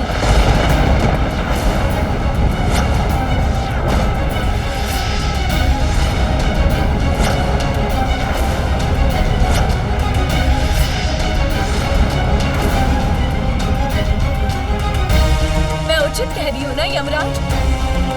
आपको तो स्मरण होगा, भक्त मार्कंडे के जब आप प्राण हरने गए थे तो आपसे महादेव के प्रति दृष्टता हुई थी, और उन्होंने आपके साथ क्या किया था?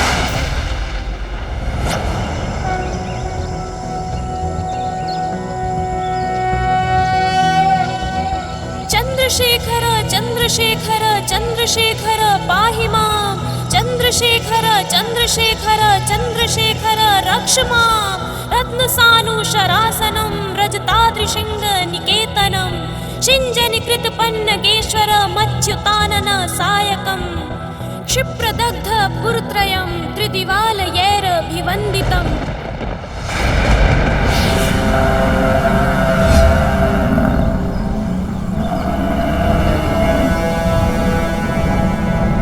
बालक, मृत्यु लोक में तुम्हारा समय समाप्त हुआ।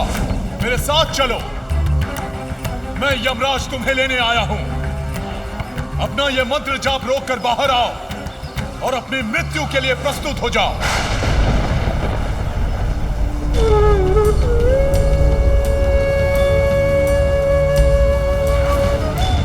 मैं भी मृत्युलोक त्याग कर यमलोक नहीं जा सकता, क्योंकि मेरे वृद्ध माता पिता को अभी मेरी आवश्यकता है और मैं महादेव का भक्त हूँ, इसलिए आप मुझे नहीं ले जा सकते। महादेव ने ही मुझे यह कार्य सौंपा है बालक। ये आयु संपूर्ण होने के पश्चात मैं सभी को मृत्यु प्रदान करूं। समय आने पर मुझसे किसी का भी बचाव संभव नहीं है, फिर वो शिव भक्त हो या विष्णु भक्त। मेरे समक्ष तो सभी विवश हो जाते हैं बालक। इसीलिए अब मेरा समय व्यर्थ मत करो और अपना हठ त्याग कर शीघ्र बाहर आओ। तुम्हें क्या लगता है बालक, यदि तुम बाहर नहीं आए तो मैं तुम्हें अपने साथ लेकर जाने में विफल हो जाऊंगा? मेरा ये पाश अब तुम्हारे प्राण बाहर खींच लाएगा।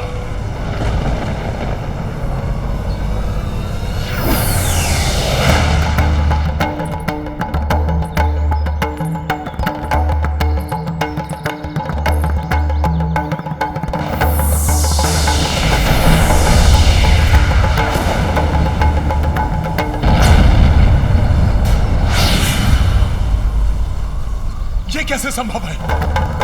मेरा पाश अग्नि से कैसे प्रज्वलित हो गया? अवश्य ही ये इस मायावी बालक की कोई माया है, किंतु मैं इसे इसका दंड अवश्य दूंगा।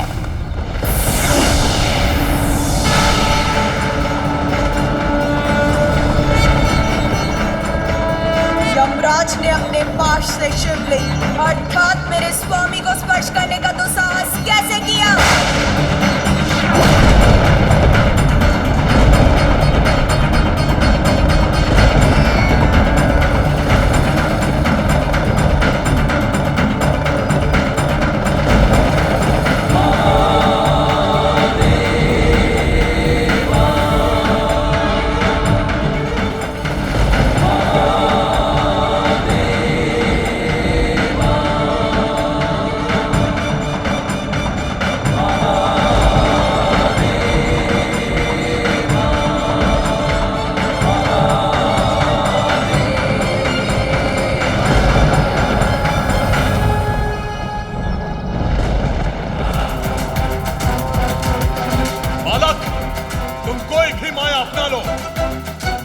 लेकर ही जाऊंगा। तुम्हारी मृत्यु ही तुम्हारी नियति है।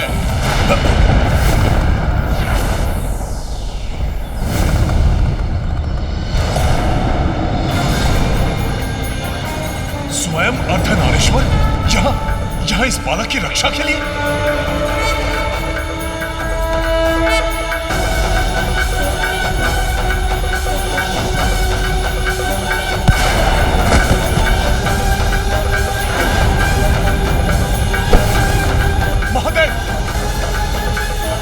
महादेव अपना त्रिशूल वापस ले लीजिए, अन्यथा अनर्थ हो जाएगा।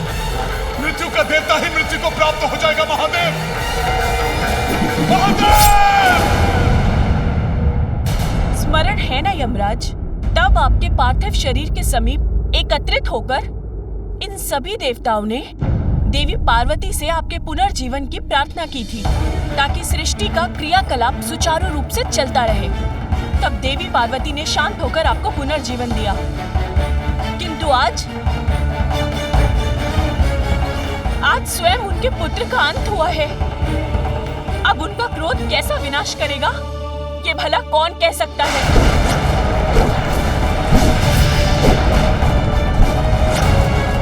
कोई भी स्त्री अपने पति और संतान को हानि पहुंचाने वाले को कभी भी क्षमा नहीं कर सकती।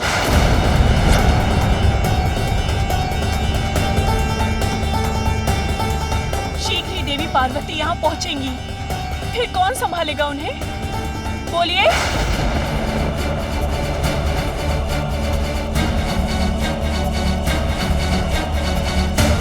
हे भोलेनाथ, हमें ज्ञात नहीं था कि ये बालक कौन था। देवराज, आपको ज्ञात नहीं था कि ये देवी पार्वती का पुत्र था, किंतु मुझे तो ज्ञात था ये कौन है।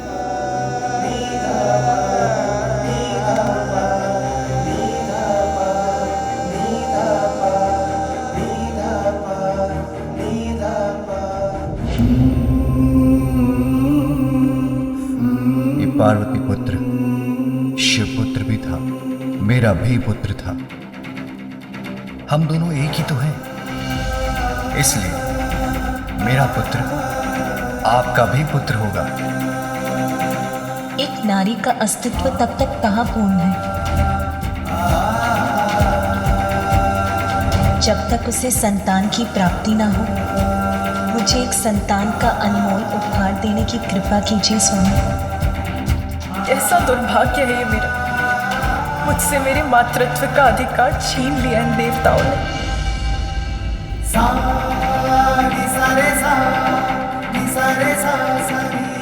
इतने स्वार्थी मत बनिए देवराज। एक माँ से उसके पुत्र को विलग करने का प्रयास मत कीजिए। आप अपने पुत्र को अपने से विलग नहीं होने दूंगी और आपको भी ऐसा नहीं करने दूंगी।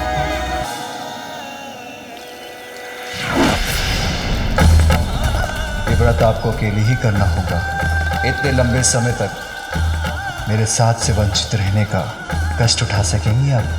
यदि पुण्य व्रत के लिए ये आवश्यक है तो ये भी सहूंगी मैं।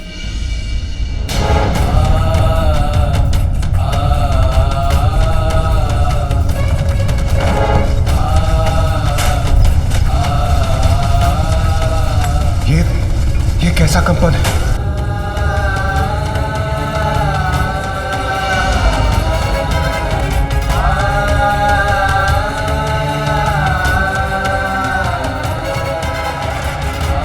स्थिरता के प्रतीक है महादेव। संपूर्ण जगत उनके उदर में स्थित, और आज जब वो स्वयं अस्थिर हो रहे हैं तो बाहरी संसार में कंपन उत्पन्न होना स्वाभाविक। और यह स्थिरता मात्र कैलाश तक ही सीमित नहीं रहेगी। यदि इसका कोई समाधान नहीं निकला तो यह स्थिरता संपूर्ण ब्रह्मांड को प्रभावित करेगी। हम देवताओं को यहाँ नहीं ठहरना चाहिए। हमारा यहाँ रहना उचित नहीं। रुक जाइए। देवी पार्वती से भागकर कहाँ छिपेंगे आप? ऐसा कौन सा स्थान है इस संसार में जहाँ तक भी आपकी दृष्टि जा सकती है और ये संपूर्ण सृष्टि जिनमें समाहित है, उन देवी पार्वती से इस सृष्टि के किसी भी कोने में छिपा नहीं जा सकता। आदि शक्ति होते हुए भी देवी पार्वती अपनी शक्तियों को भुलाकर एक साधारण गृहिणी के समान अपना जीवन बिता रही हैं।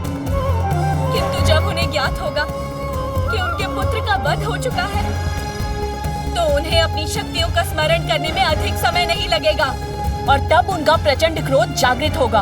उनके क्रोध का सामना करने का साहस तो रखिए देवगण, क्योंकि इस अनर्थ के घटने में दोष आप सभी देवताओं का है।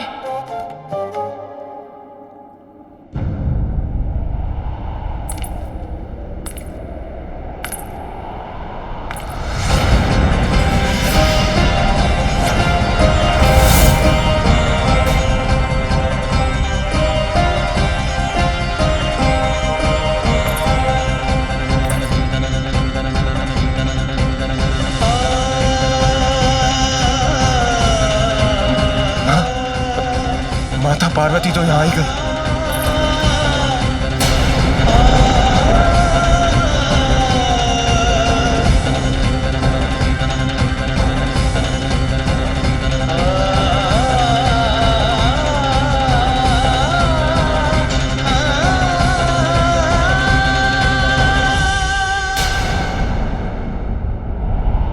मेरा पुत्र कहीं दिखाई नहीं दे रहा है। कहाँ छिपा है वो?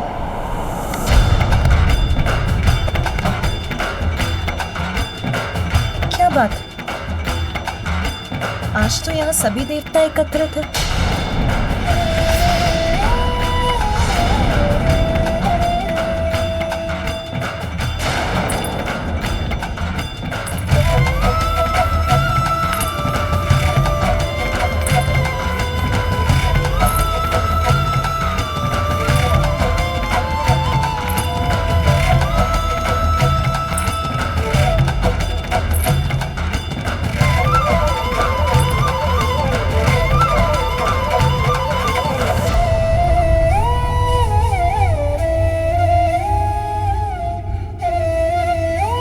ब्रह्मदेव और नारायण भी यही हैं। सब कुशल तो है ना? संसार पर असुरों का कोई नवीन आतंक तो नहीं छाया ना? ब्रह्मदेव, विष्णुदेव, सभी देवताओं को मेरा प्रणाम।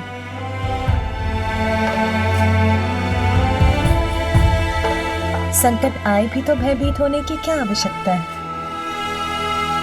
आप सभी मिलकर किसी भी संकट के निवारण का उपाय सोच ही लेंगे।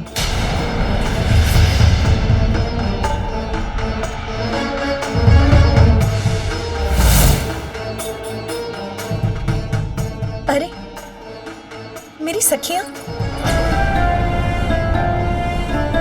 क्या हुआ? मेरी सखियां, आप सभी के नेत्रों में अश्रु क्यों है? किसी का कोई अनिष्ट हुआ है क्या?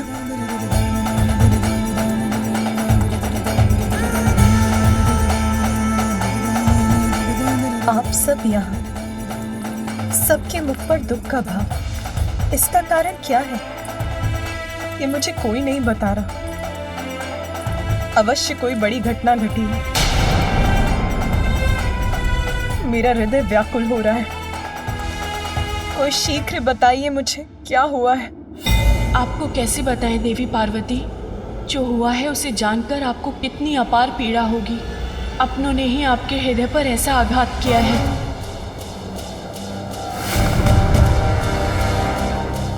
स्वामी, स्वामी यहाँ है। उन्हें तो लौटकर सीधे मेरे पास आना चाहिए था। वो यहाँ अकेले क्यों बैठे हैं?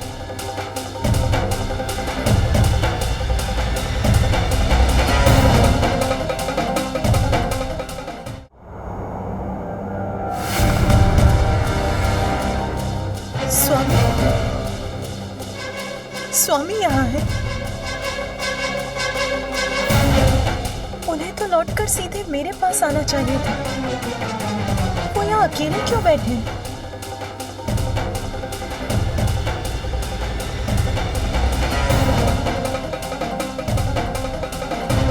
और मेरा पुत्र, पुत्र कहाँ है?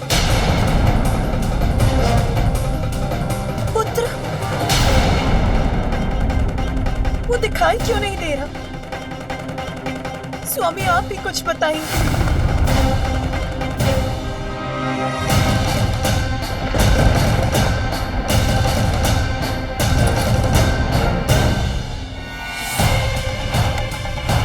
ये क्या है? किसकी आकृति है ये? कौन पड़ा है यहाँ भूमि पर? अब सत्य उजागर होकर ही रहेगा, उसे और नहीं छिपाया जा सकता।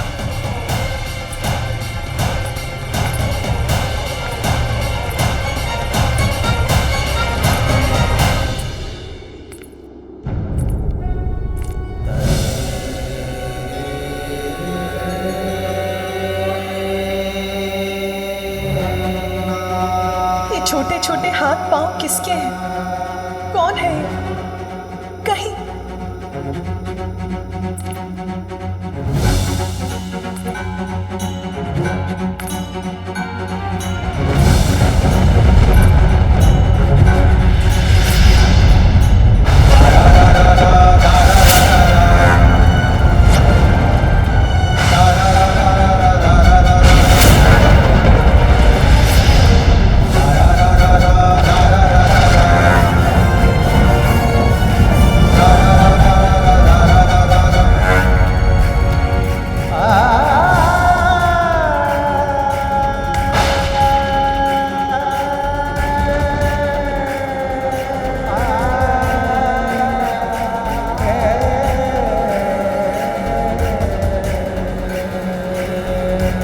माँ, मैं आपकी सेवा करने, आपको सुख देने आया हूँ। मुझे बताइए माँ, अपनी चिंता का कारण। इस संसार में मैं आपकी सभी चिंताओं को हरने ही तो आया हूँ।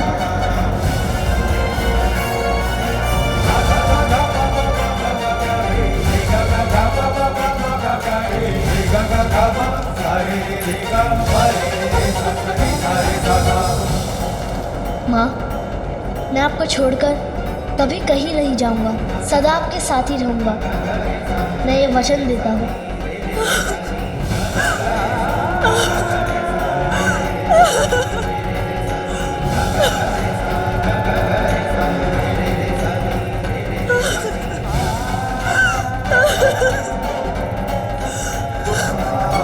ये कैसे हो सकता है? मेरा पुत्र,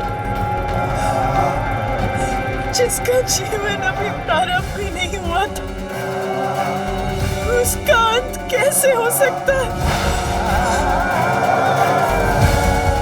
स्वयं नारायण के वरदान से प्राप्त मेरा पुत्र मुझे अपनी माँ को छोड़कर कैसे जा सकता है?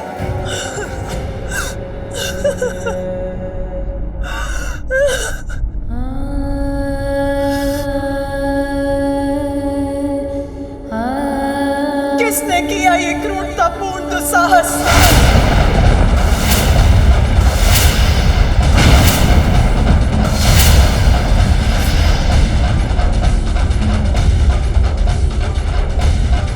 किसने वध किया मेरे पुत्र का?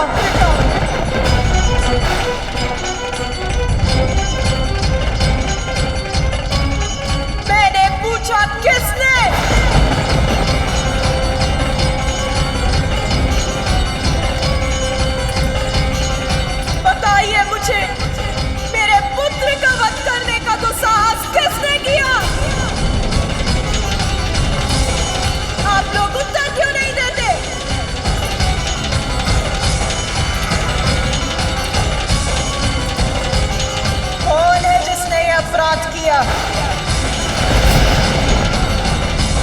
कौन था जिसने मेरे पुत्र का अंत किया?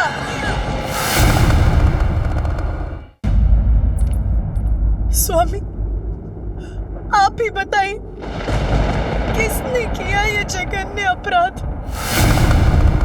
किसने विलग किए मेरे पुत्र के शरीर से उसके प्राण?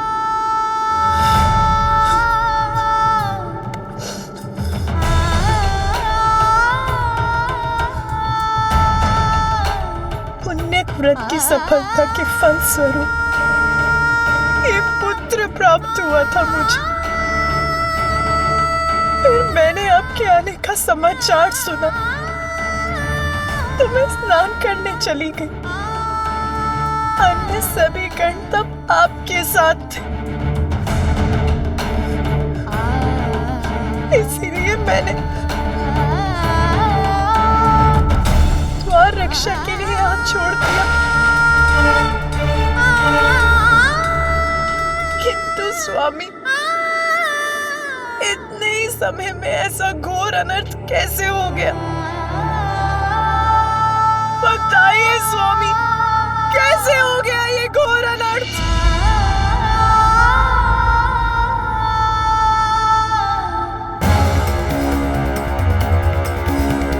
किस दुष्ट का कृत्य है ये?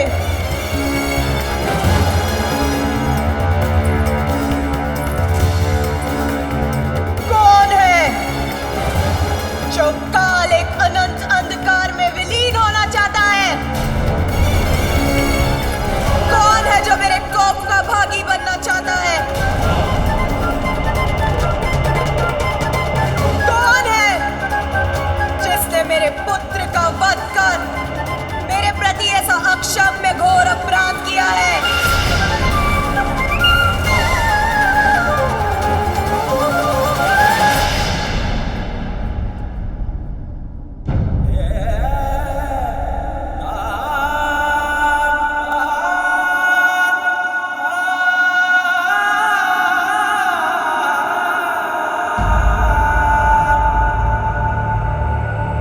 तुम्हारा अपराधी मैं हूं पार्वती। मैंने ही तुम्हारे पुत्र का वध किया है।